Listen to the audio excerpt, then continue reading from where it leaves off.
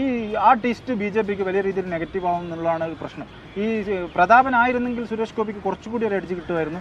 പത്മജയുടെ ബി.ജെ.പിയിലെ പോക്കും കെ മുരളീധരൻ്റെ തിരിച്ച് തൃശ്ശൂരിലേക്കുള്ള വരവും കൂടി ആകുമ്പോൾ വലിയ രീതിയിൽ ലെഫ്റ്റും യു.ഡി.എഫും തമ്മിലൊരു ഫൈറ്റ് നടക്കും. അതിനിടയിൽ മുൻകാലങ്ങളിൽ നേമത്തൊക്കെ സംഭവിച്ചതുപോലെ സുരേഷ് ഗോപി സുനിൽകുമാർ വലിയൊരു കാൻഡിഡേറ്റാണ്.